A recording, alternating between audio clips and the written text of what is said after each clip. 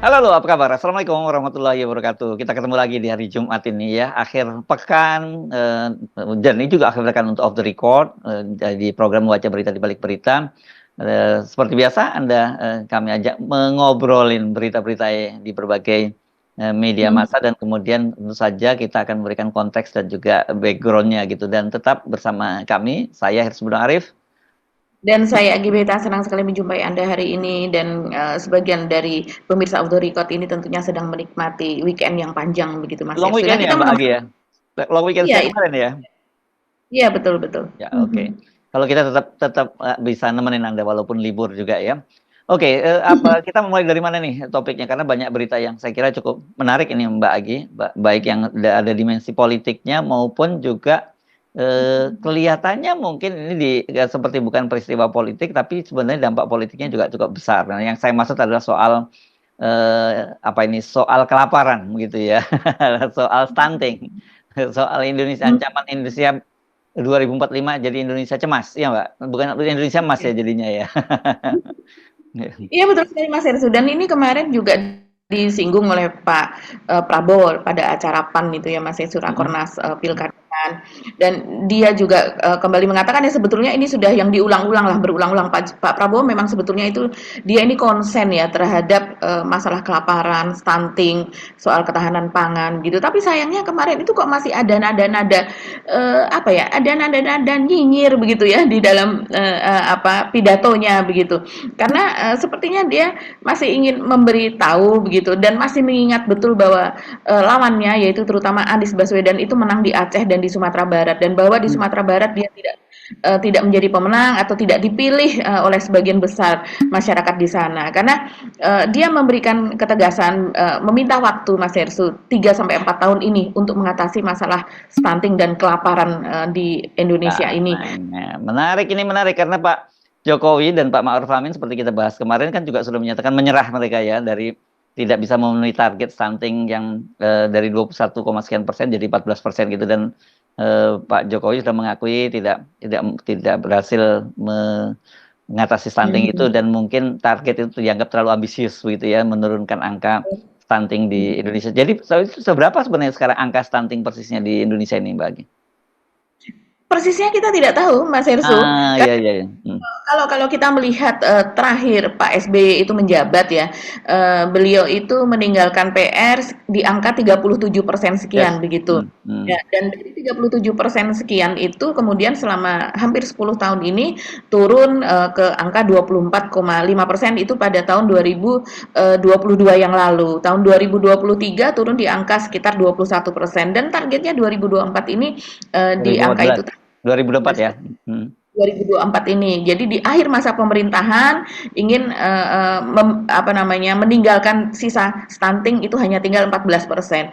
Nah, kita tidak tahu saat ini Mas Hersu. Kalau 2 tahun yang lalu itu hitungannya satu dari 4 anak Indonesia. Jadi kalau ada 4 balita misalnya begitu, satunya pasti stunting begitu Ya kalau makanya dari karena hitungan. 20% lebih itu ya, 4, 24. ya Sementara 24. kalau sekarang ini posisinya tahun 2023 itu 1 dari 5 anak Indonesia itu stunting begitu. Ini Hmm. mengerikan sekali Mas Heru. Ya. Sementara kita menuju ke generasi cemas itu tadi. Nah, Enggak yang ya. harusnya cemas kita khawatirkan menjadi generasi cemas. Ya, dan saya kira itu yang selain itu Pak Prabowo kan juga yang bikin rame itu kan dianggap nyindir nyindir Megawati lah, yang berkaitan dengan nyindir Megawati dan PDIP soal Bung Karno, yang dianggap ada partai yang ngaku-ngaku gitu ya, kan nyebutnya ngaku-ngaku begitu ya,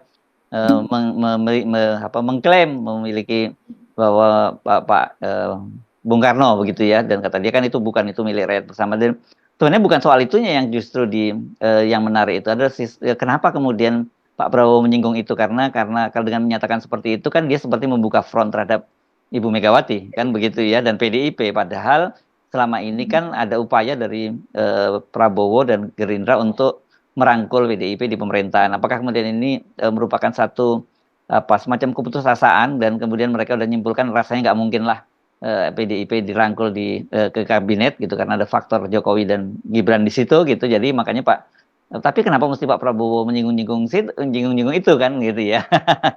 Nyinggung-nyinggung soal Bung Karno gitu, dan kemudian mengingatkan bahwa kalau nggak ya kalau mau diajak kerjasama itu dia pengennya kerjasama semua, maksudnya ditarik semua ke dalam pemerintahan. Tapi kalau nggak mau diajak kerjasama, silakan jadi penonton yang baik begitu, jangan mengganggu pemerintahan. Itu artinya kan sebenarnya ini ya tidak boleh diartikan lain, itu sinyal ditujukan pada PDIP kan. Kalau selain PDIP sekarang kan ada PKS yang ada di luar, yang belum masuk ke dalam pemerintahan, dan tidak ada tanda-tanda bahwa Pak Prabowo mau merangkul PKS kan, berarti PKS sudah memberikan sinyal-sinyal melalui sekjennya gitu, mengingatkan masa bahwa mereka punya hubungan yang cukup lama, dan itu bukan nggak salah memang 2014 2019 kan mereka bersama dengan Pak Prabowo gitu.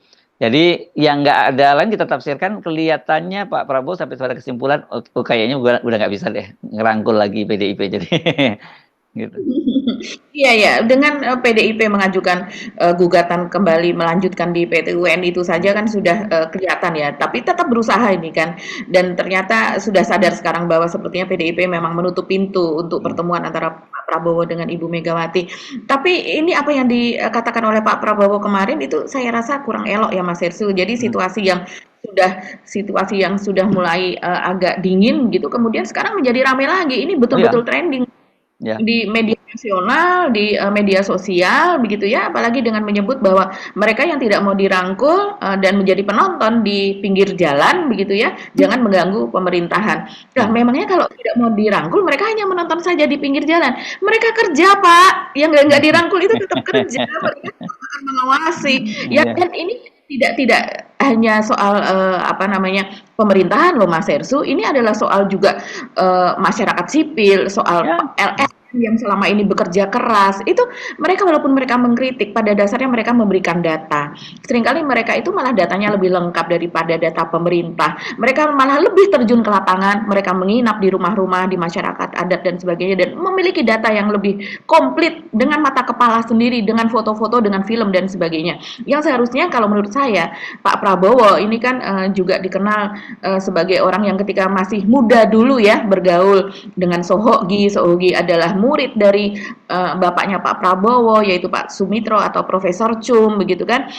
Dan Prabowo kalau di beberapa buku mengakui ya Mas Hersu, apa pengamat sejarah dan sebagainya mengakui Prabowo itu kemungkinan adalah menjadi seorang yang orang pertama yang mendirikan LSM di Indonesia, Hmm.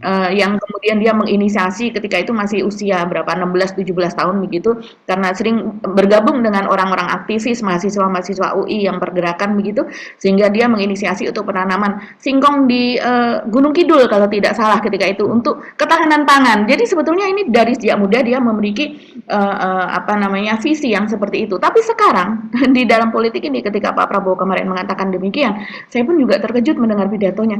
Ngapain harus begitu ya Pak Prabowo, ini kan bisa ditafsirkan macam-macam. Saya Hmm. tidak tahu, memang Pak Prabowo sendiri mengatakan bahwa bahkan ada media yang mengatakan bahwa ada toksik begitu ya. Jadi orang yang toksik itu jangan ganggu pemerintahan.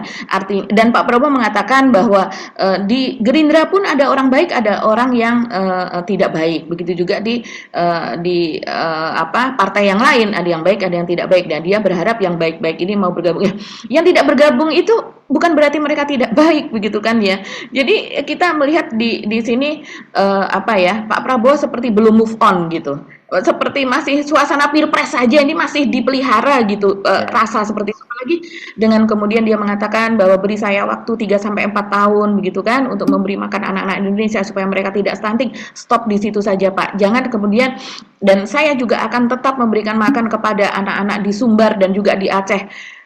Nah, itu Apa memang warga maksud? negara Indonesia kok, dan dia presiden Indonesia.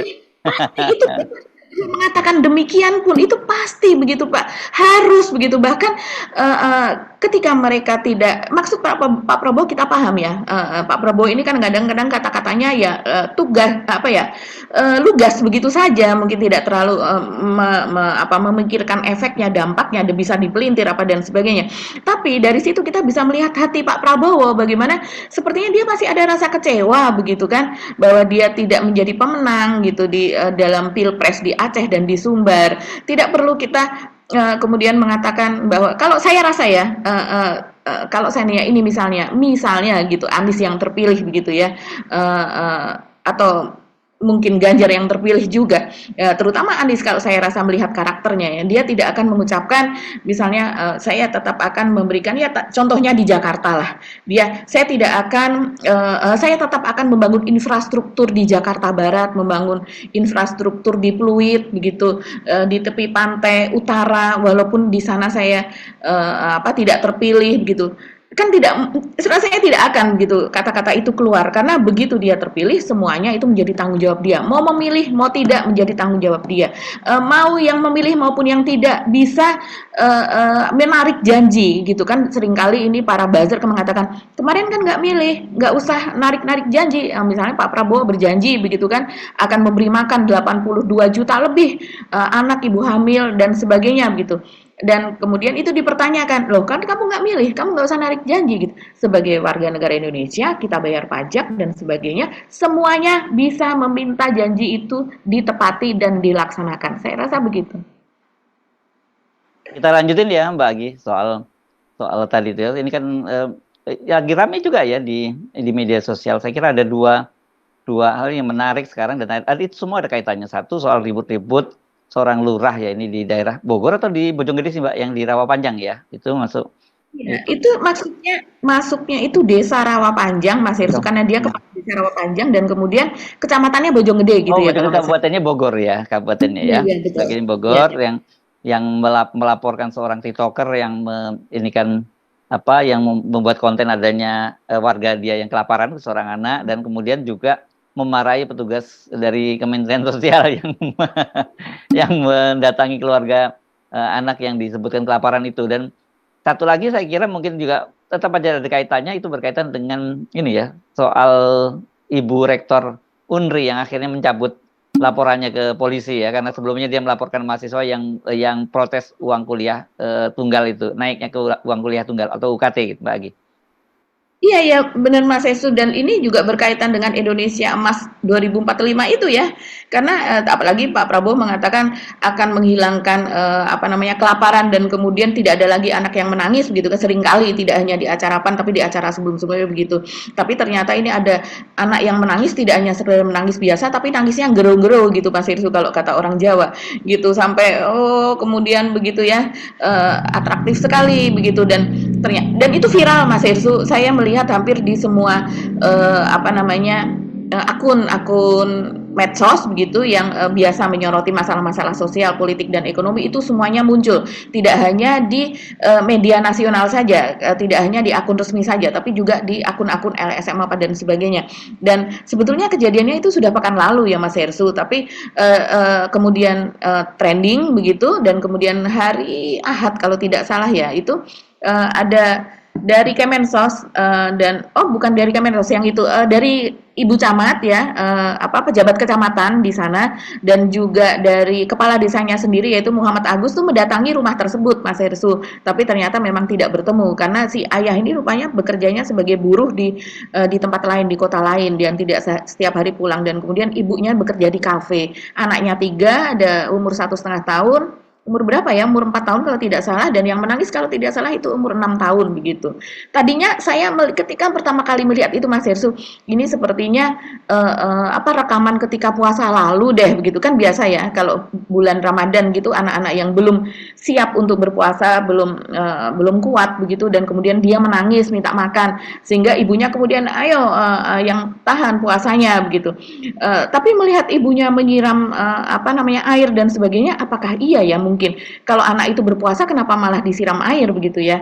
Jadi rupanya itu memang rekamannya itu belum lama Mas Hersu, dan direkam oleh seorang petugas PLN yang sedang membenarkan listrik di sekitar rumah tersebut gitu, dan kemudian diunggah. Nah, seperti kata Mas Hersu tadi, ini menjadi viral karena kemudian ada semacam ancaman, saya tidak tahu karena belum ada klarifikasi dari pihak kepolisian, tapi dari pihak Muhammad Agus, kepala desa tersebut, mengatakan bahwa dia akan melaporkan ini kepada polisi begitu. Nah, ini yang kemudian menimbulkan rasa solidaritas netizen seperti biasa se-Indonesia itu Mas Hersu. Jadi dari setiap ada unggahan itu sampai kemudian komennya ada ratusan sampai dengan ribuan yang mempertanyakan bagaimana itu bisa terjadi. Dan dari pihak Kemensos sendiri, dari utusan dari Ibu Risma begitu katanya sudah datang ke lokasi alamat anak tersebut, dan kemudian ini kalau menurut narasi dari beberapa media begitu juga media di daerah setempat begitu Mas Resu itu mengatakan bahwa dimarahi begitu oleh kepala desanya karena kenapa tidak datang dulu ke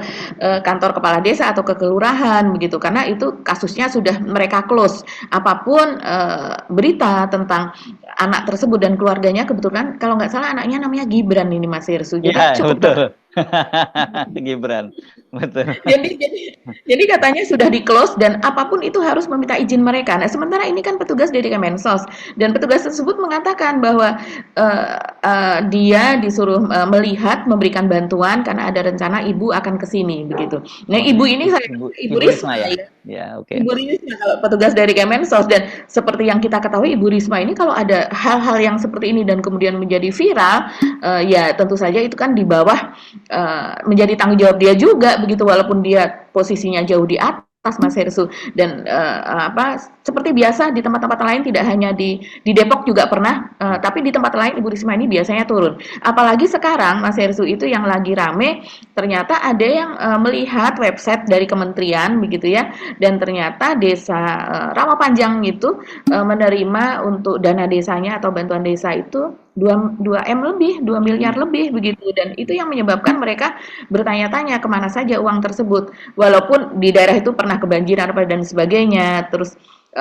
barangkali dana desanya juga digunakan yang lain, tapi orang mempertanyakan kalau sebuah desa mendapatkan 2 M kok masih ada anak yang kelaparan dan kemudian tidak tersentuh begitu, walaupun menurut tentu saja klaim dari Pak Agus itu yang sekarang medsosnya itu sampai medsos yang tahun 2020 pun itu diserbu Mas Hersu. Jadi orang ini luar biasa ini netizen, dan komentarnya itu mempertanyakan dana tersebut, terus kemudian mereka malah membela Bapak petugas PLN tersebut yang mengabadikan karena dengan ancaman tersebut kemudian unggahan di akun TikTok tuh sekarang sudah tidak ada Mas Hersu. Jadi sudah Ah. di take down, mungkin dia takut juga gitu.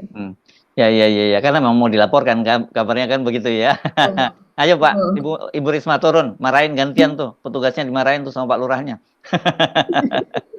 Kita tunggu ya apa yang akan terjadi kalau hal seperti ini. Banyak sekali Mas Irsu yang mengatakan seharusnya senang gitu ya, tanggapan pejabat Indonesia sampai ke tingkat bawah tuh harusnya sudah mereka sudah paham gitu di era media sosial seperti sekarang. Kalau ada yang seperti ini jangan defensif seperti yang Ya, dan dilakukan jangan kuping tipis seperti Bu Rektor Unri ya Mbak ya. Ya. Betul, jangan Saya juga kuping tipis, jangan cepat dilaporkan begitu. saya terkejut ketika membaca katanya laporannya itu kenapa, karena dia Ibu Rektor itu disebut sebagai broker pendidikan begitu ya, dan ini katanya sudah menyerang harkat martabat. Waduh, luar biasa ya harkat martabatnya Ibu Rektor Unri. Tapi gara-gara viral ini sama seperti Pak Lurah tadi, Ibu Rektor juga banyak dihujat juga kan Mbak Agi? Iya, banyak sekali dihujat Mas Hersu, bahkan ada yang membandingkan atau menganalogikan bahwa apa yang dilakukan Ibu Rektor itu bagaikan seorang ibu kandung yang melaporkan anaknya sendiri begitu. Karena biasanya terjadi di tempat lain begitu Mas Hersu, kalau seorang anak didik begitu ya, seorang anak didik melakukan kesalahan, itu biasanya apalagi jika lokasinya begitu ya, TKP-nya itu masih di sekitar kampus, di dalam kampus maupun di sekitar kampus begitu, biasanya pihak dari rektorat, pihak dari akademi atau universitas itu bahkan ada yang memberikan bantuan begitu ya. Mereka kan juga ada lembaga hukum dan sebagainya, memberikan bantuan, memberikan advokasi, apakah bisa didamaikan atau tidak gitu kan. Jangan sampai ini kemudian berakhir di kepolisian yang akan mengganggu belajar dari proses belajar si anak itu gitu ya. Biasanya yang dilakukan justru itu, tapi ini yang dilakukan malah sebaliknya, itu melaporkan itu tadi Mas Yasuna, itu yang sangat-sangat disayangkan. Dan saya melihat banyak juga yang sudah malah ini melaporkan ke Komnas HAM gitu ya, terus melaporkan ke lembaga mana lagi yang menganggap bahwa ini Ibu Rektor ini sudah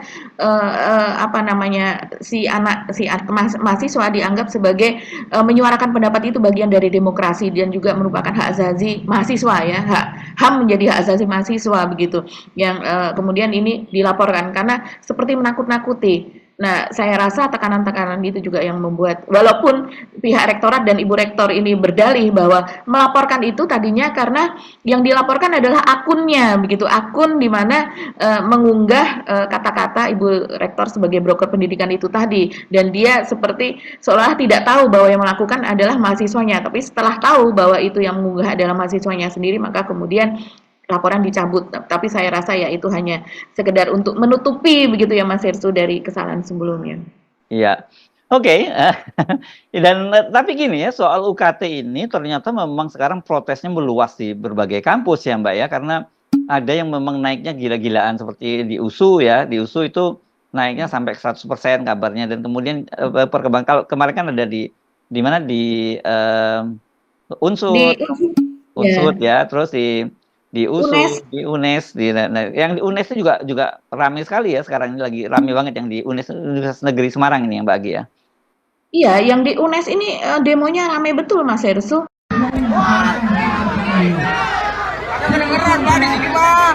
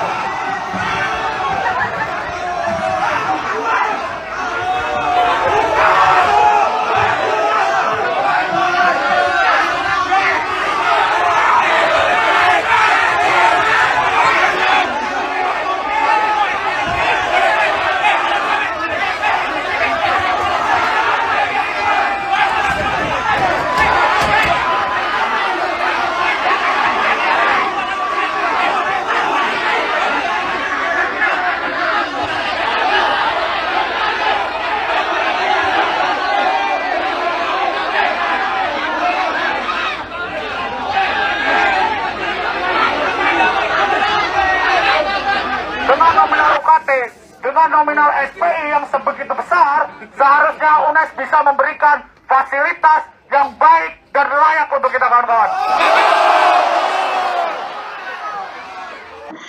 Karena memang UNES ya, kalau di Semarang di Jawa Tengah ya, ini termasuk salah satu kampus yang memberikan apa ya, yang murah begitu ya.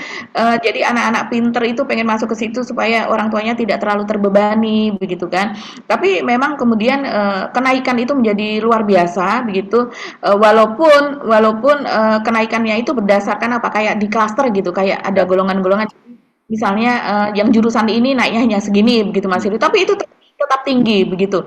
Karena kalau menurut Wakil Ketua BEM KM UNES, ini saya bacakan saja, namanya Kafid Baihaqi, dia mengatakan begini, bila melihat tarif IP, yaitu IP itu untuk pengembangan institusi Mas Hersu, UNES yang berubah dari 0 rupiah sampai 25 juta dan kemudian dari 0 sampai ke 250 juta, kita melihat 250 juta bila dibandingkan dengan indeks kemahalan wilayah. Jadi ada indeks kemahalan wilayah Jawa Tengah begitu ya, setiap provinsi ada. Bila dibandingkan dengan UMR Jawa Tengah, hal itu jauh sekali dan hal ini menjadi sangat berbanding terbalik jika kita mengetahui bahwa data mahasiswa baru, data mahasiswa UNES itu kebanyakan dari Jawa Tengah. Ternyata tetap walaupun banyak mahasiswa pendatang begitu ya merantau, tapi ternyata tetap datang dari Jawa Tengah. Dia memang banyak yang Dan dari Jawa Tengah misalnya ini kita tahu banyak sekali kantong-kantong kemiskinan kan ya Mbak Agi. iya, buruh, petani, nelayan dan sebagainya. Dan salah satu yang UMR-nya terendah di Indonesia begitu Mas Hersu. Jadi ini paling tinggi untuk prodi kedokteran memang, yaitu nominal per kelompok. Kelompoknya mulai dari 0, kemudian 50 juta, 75 juta, 100 juta sampai dengan 225 juta. Yang misalnya untuk prodi ilmu sejarah itu dari 0 sampai kemudian 5 juta, 15 juta, 50 juta, sampai 63 juta. Ini untuk prodi sejarah Mas. Ini Ya, iya, iya, mahal. luar biasa mahal ya. Saya jujur Mhm. juga membayangkan untuk memasukkan anak sampai 250 juta itu kan luar biasa sekali ya. Oke. Ya itu bukan UKT-nya Mas Hersul, itu Hmm. baru sumbangan yang Sumbangan disebut uang pangkal lah kalau dulu istilahnya ya, ya uang itu gedung dulu ya gitu namanya ya, uang zaman kita gedung. ini UKT, Itu ini belum belum UKT-nya. UKT-nya ya. Nah, Belum tapi dia kopnya dan ya, sebagainya. tapi dari berbagai kasus ini tadi ya, baik yang terjadi kayak di Rawapanjang dan kemudian juga soal protes-protes di kampus ini kan sebenarnya di apa ada benang merah yang sama soal satu adanya kemiskinan gitu ya Mbak Agi yang kemudian menyebabkan mereka juga banyak tidak bisa membayar, tapi kan dengan pendidikan itu diharapkan tentu mereka mengubah nasibnya kan begitu ya, mengubah hidupnya. Yang kedua, banyak sekali pejabat kita bahkan sebenarnya yang dimulai level rendah seperti kepala desa begitu bahkan juga sampai seorang rektor ini kan sebenarnya harusnya nggak bisa dilihat sebagai jabatan lah. Ini kan jabatan semacam jabatan administrasi di kampus lah gitu ya Mbak Agi ya. Itu pun ternyata sangat sensitif dan terkesan arogan gitu yang melakukan pendekatan kekuasaan gitu. Kita bayangkan coba mulai dari lurah sampai kampus pun pendekatannya setiap kali ada kritik itu kemudian itu pendekatannya ada kekuasaan melaporkan kepada kepolisian. Harusnya kan polisi dalam kasus ini memang mereka kan sebenarnya ada juga panduan untuk istilahnya just Restoratif justice ya. ya restoratif justice ya. Harusnya mestinya begitu ada kasus-kasus begitu nggak perlu ada cabut laporan tapi mesti diarahkan ke rektornya mestinya untuk kasus seperti ini di kampus ya jangan dilaporkan kepada polisi. Tapi kan ini sudah sempat diperiksa sampai 2 kali ya Mbak ya. Kalau nggak salah ya. Ya. Pertama dipanggil dan ada panggilan kedua yang gitu ya katanya. Nah, ini yang saya kira mestinya juga nggak perlu terjadi. Jadi bukan hanya pejabatnya tukang lapor, tapi polisinya juga mesti lebih bijak lah, lebih wise lah dalam menyikapi hal-hal semacam ini gitu ya. Karena itu akan jadi beban berat juga buat pemerintahan loh. Dan pemerintahan ini kan indikator salah satunya indikator demokrasi ya, bahwa para pejabat sampai level bawah pun itu ternyata sangat sensitif terhadap hal-hal yang bersifat kritik gitu. Itu menurut saya itu bakal menjadikan gambaran buruk tentang Indonesia masa depan gitu. Iya, betul sekali Mas Hersu. Apalagi memang di universitas seperti ini catatannya Mas Hersu yang dicatat saya melihat juga membaca begitu ya, bahwa ada triki-trikinya juga begitu ya. Karena seperti ini misalnya yang ada di USU, ini yang memberi keterangan ini mahasiswa nih Mas Hersu. Ini saya baca dari Waspada ya, Waspada ini kan juga harian setempat begitu ya, dulu terkenal dari Sumatera Utara begitu dan antara lain misalnya ya, menurut mahasiswa. Jadi kuliah itu untuk semua masyarakat baik yang mampu maupun tidak mampu, tapi transparansi kenaikan UKT tidak ada dan mahasiswa seperti ditindas. UKT ada 8 golongan, paling rendah di angka 500.000. Nah, angka 500.000 100 juta itu memang berdasarkan ketentuan dari Kemendikbudristek Mas Hersu.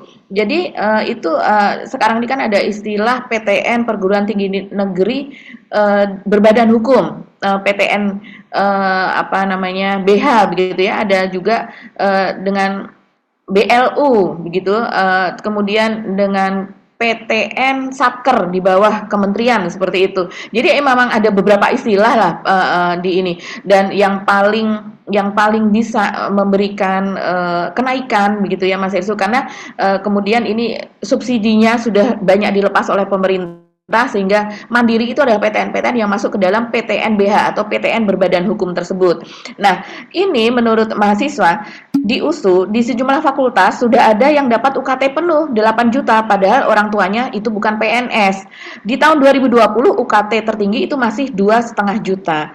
Nah, pada implementasinya yang itu tadi yang golongan misalnya 501 juta itu sangat sedikit begitu bahkan tidak ada begitu ada yang tidak ada jadi walaupun ada angka kecil sampai angka besar begitu angka kecilnya itu sedikit begitu Mas Hersu ini menurut pernyataan mahasiswa saya rasa di beberapa perguruan tinggi lain dan mungkin juga di USU ya saya rasa tidak semua fakultas misalnya mungkin di fakultas ini yang mahal maka yang angka murah itu tadi itu sedikit tapi yang fakultas yang misalnya sosial yang misalnya tidak terlalu mahal tidak ada praktikum-praktikum yang misalnya seperti kimia yang memerlukan bahan-bahan mahal begitu ya Mas Hersu itu mungkin bisa lebih banyak saya lihat sepertinya kecenderungan seperti itu di perguruan tinggi yang lain pun juga seperti itu begitu.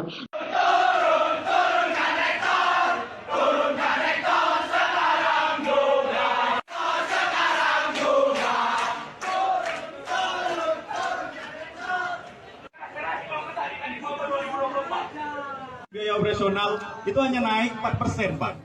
Tapi kenapa kenaikan UKT yang dilaksanakan itu 30 hingga 50%? Dari yang awalnya 6 juta menjadi 9 juta. Yang awalnya 10 juta jadi 36 juta. Itu gimana Pak? Apa alasannya sebenarnya?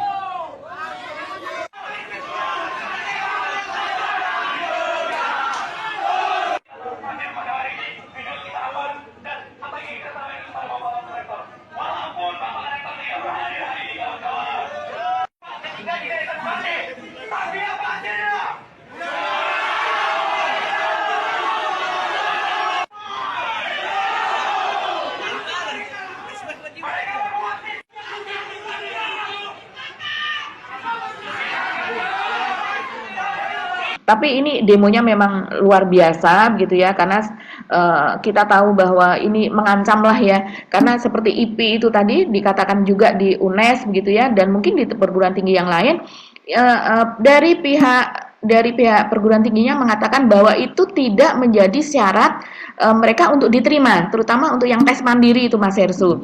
Jadi mereka kesanggupan mereka untuk membayar 25 juta, 5 juta, 50 juta atau bahkan 200 juta itu tidak menjadi ukuran.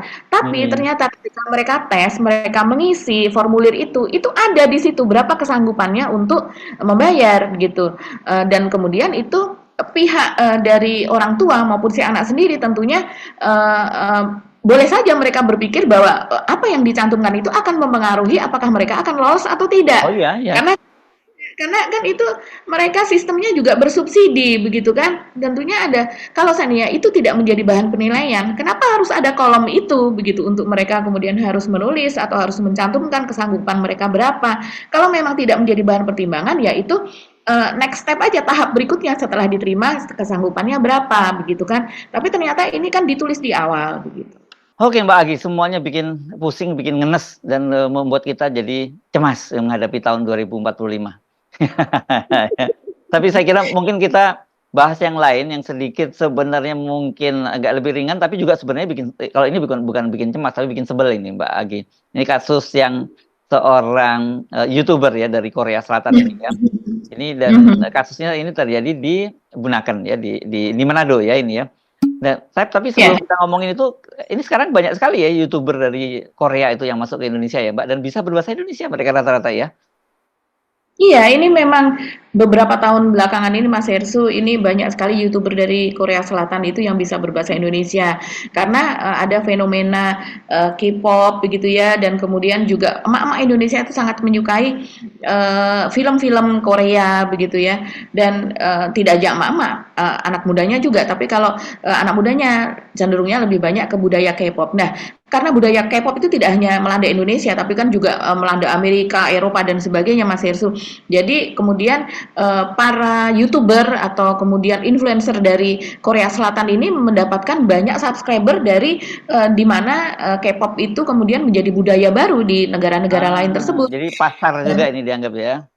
Betul gitu, malah dulu kan menteri kita dulu pada zaman Pak Jokowi periode pertama kan menginginkan kita meniru Korea, dan Pak Jokowi juga mengatakan kita harus meniru Korea begitu, yang budaya K-popnya bisa menguasai dunia. Nah ini menyebabkan YouTuber Korea begitu ya, para selebgram Korea itu belajar berbahasa Indonesia, karena memang Indonesia anak-anak Indonesia atau warga Indonesia itu kalau sudah menjadi subscribernya mereka itu bisa ikut fanatik Mas Irsu, dan mengikuti apa yang mereka katakan begitu, dan mengikuti juga cara berpakaiannya, cara berdandannya dan sebagainya, dan sangat aktif. Jadi kalau mereka misalnya mengunggah sebuah konten itu komen di bawahnya tuh panjang sekali, dan penontonnya gede ya. Gitu ya. Iya, dan mereka sering live juga. Nah, karena mereka sering live, mereka kemudian belajar Indonesia, dan dari Indonesia warganya juga mengajari mereka untuk berbahasa Indonesia, Mas Ersu. Ya, ini yang terjadi di Sulawesi Utara. Ini Mas Ersu ceritanya, ini yang sekarang lagi rame. Ini seorang YouTuber dari Korea Selatan. Sebetulnya ini juga kalau dibandingkan yang lain belum terlalu populer banget gitu ya. Tapi ini salah satu YouTuber yang cantik begitu, dan dia sedang berkunjung di Indonesia. Namanya ini Jiah begitu Mas Irsu kalau di akun YouTube-nya. Nah, ini dia baru saja mengunggah beberapa hari yang lalu begitu kan. Dan unggahnya ini menuai kontroversi begitu ya. Bahkan media diangkat oleh media-media nasional juga, yaitu bahwa heboh pejabat Bandara Sangiang di Bandera itu ajak ngamar YouTuber Jiah di Manado. Jadi apa apa namanya menginterpretasikan seperti itu karena menonton apa yang terjadi. Jadi si bapak ini bernama Asri Damuna ini adalah kepala kantor unit penyelenggara bandar udara atau UPBU kelas 3 Sanghyang di Bandera di Kabupaten Kolaka, Sulawesi Tenggara ini Mas Hersu. Ini di mana kejadian itu terjadi begitu. Jadi ketika itu si YouTuber Jiah ini sedang berada di sana dan Manado kemudian ya? Di Manado kan, bukan Iya. di Ini ya. ya, ini sebetulnya kejadiannya di sana, tapi dia akan pergi ke Bunakan begitu Mas Oh, Hersu. kejadian di tempatnya kepala bandara ini gitu Iya, ya. kepala bandara ini ya apa nih kepala kantor unit penyelenggara bandara ini yang kelasnya kelas 3 ya bandaranya, bandara cukup kecil begitu ya. Dan kemudian dia mengajak tingkahnya itu dianggap mengajak Jiah itu ke hotel. Jadi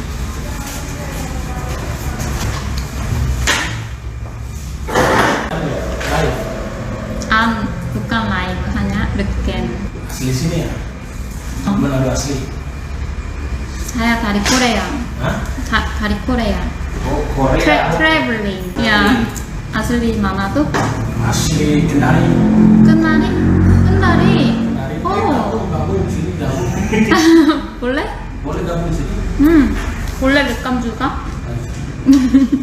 Mukbang. Boleh. Oh, pakai ini tiga tadi satu-satu. Oke. Masih panas.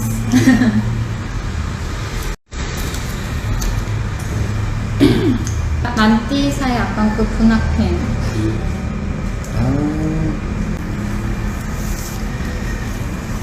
Makan. Silakan. Untuk bisnis. Nginap di mana? Nginap di mana? dekat sini. Aku di Swiss. Swiss Bell. Switzerland. Swiss Bell. Hotelnya Sendiri? bagus. Ya, Sendiri ke sini? ya. Sendiri. Enggak ada teman. Enggak teman. Oh. Saya akan cari teman baru. Oh, aku teman baru. Ya. Oh. Belum. Albert. Albert. Alex. Alex. Nama saya Cia. Ocie. Siap. Ayo, Berapa lama di sini? besok balik ke Kendari. Besok. Kapan? Mampir ke hotel aku boleh. Mampir ke hotel aku boleh. Tapi jam 2 pulau ke Bunaken. Jam 2. Jam 2 ada pulau ini. Iya. Ya. Satu bil aja. Oh, benar. Bisa. No. Udah. Kan teman. Wah. Mantap. Orang baik. Bisnis. Makan. Bisnis. Nah, ini yang menjadi sorotan netizen Mas Hersu karena kemudian mendapatkan banyak sekali komentar-komentar dari netizen supaya Jiah ini berhati-hati begitu. Karena ya di situ terlihat bahwa Bapak kemudian datang lagi teman dari Pak Ari di situ ya, menanyakan nomor teleponnya Jiah dan kemudian berusaha menyuapi begitu kan. Ini kan tidak pantas sekali ya seorang yang sudah berusia dan kemudian kedudukannya sebagai pejabat di situ melakukan hal itu kepada turis asing lah bisa dikatakan demikian. Nah, sekarang Pak Asri ini sedang diperiksa oleh Kemenhub nih Mas Hersu. Ini kelakuan pejabat kita ya dari atas sampai ke bawah ini kok. Kalau mama nyebutnya pasti kecentilan atau apa itu nyebutnya itu? Ya. Iya ini kegenitan ya, kegenitan yang kegenitan yang nggak perlu begitu. Harusnya kan tidak seperti itu, ramah tapi tidak perlu dengan over ya kayak itu. Yes, justru menunjukkan keramahan dan membantu apalagi tahu dia turis asing mestinya gitu ya. Betul.